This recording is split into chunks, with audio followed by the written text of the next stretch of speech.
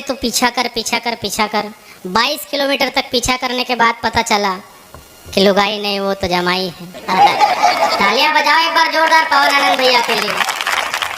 खींच लीजिए भैया, कल अखबार में यही फ़ोटो मेरी छपेगी, फिर उसके बाद उसको आप फेंक देंगे। फेंकने के बाद जो है उसको कुत्ता चाटेगा, फिर उसके बाद आप लोग कहेंगे देखो हीरामणि वैष्णव को कुत्ता चाट रहा है। दादा बता रहे थे कि वोट भले आपको नहीं देते, यही तो समस्या है कि कहाँ पे ताली बजानी है, कहाँ वोट देना है, अपने को आता ही नहीं तो बार बार दादा को बोलना थोड़ी ना पड़ता कि आपको वोट नहीं देते, वोट नहीं देते। अच्छा वोट नहीं देते तो संसद कैसे बन जाते? बिल्कुल नहीं, तर्क वाली बात है। अच्छा ये लोग तो भाजपा वाले हैं, आप वोट किसी को भी दो, वाह सरकार यही बनाएंगे।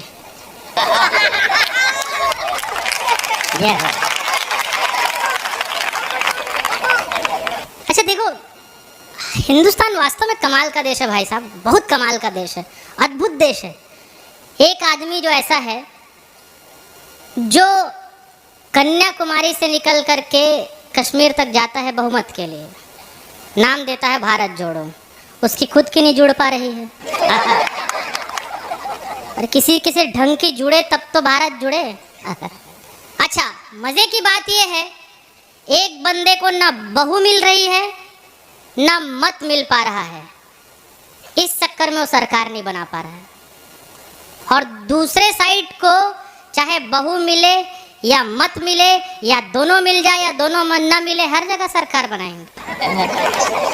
जो लोग समझ गए विशेष ताली बजा रहे हैं। भाजपा वाले अद्भुत में कमाल के होते हैं राव साहब, मैं आपको विशेष प्रणाम कर रहा हूँ। अद्भुत रचना, एक कहानी आपको बता रहा हूँ, सच्ची घटना है। हमारे यहाँ कांग्रेस की सरकार थी पिछले बार, जैसे आप सबके यहाँ भी पिछले बार कांग्रेस की सरकार थी, हमारे यहाँ भी कांग्रेस की सरकार थी। तो उस समय भारतीय जनता पार्टी के पास केवल 14 विधायक थे। अब हमारे भारतीय जनता पार्टी के प्रदेश नेतृत्वकर्ता जो थे, उन्होंने माननीय अरुण साव जी, उनको हमारे भारतीय जनता पार्टी का प्रदेश अध्यक्ष बना दिया। आप विश्वास करिए, भारतीय जनता पार्टी के पास केवल 14 सीटें थी। 14 अमूल्य क्षण देखा है, उस अमूल्य क्षण के आप साक्षी बने हो। मालूम क्या, 500 साल से झगड़ा चला आ रहा था, 500 साल से।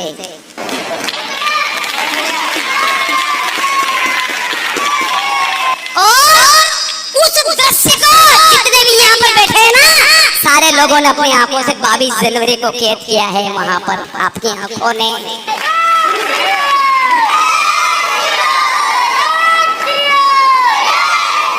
फक्र करना मेरे भाई के उस समय पैदा हुए हम लोग, जब हमने राम लला को मंदिर में विराजित होते देखा।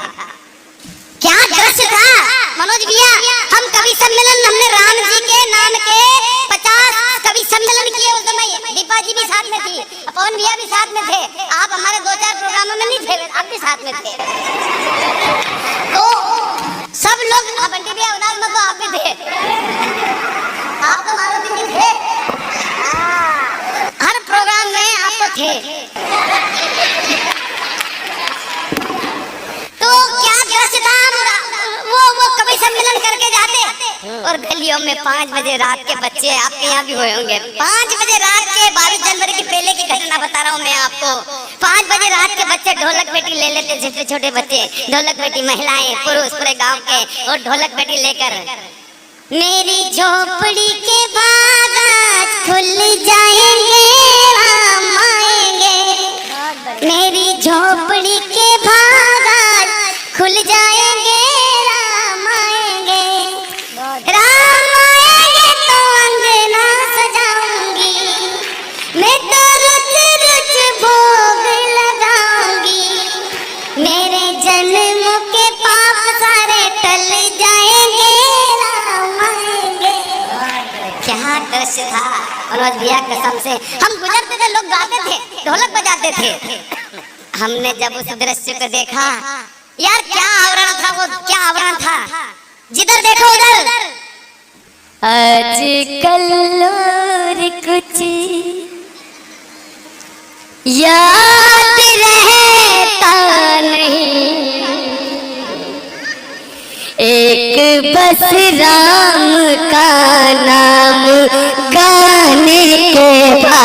आज कल और कुछ याद रहता नहीं, एक बस राम का नाम गाने के बाद।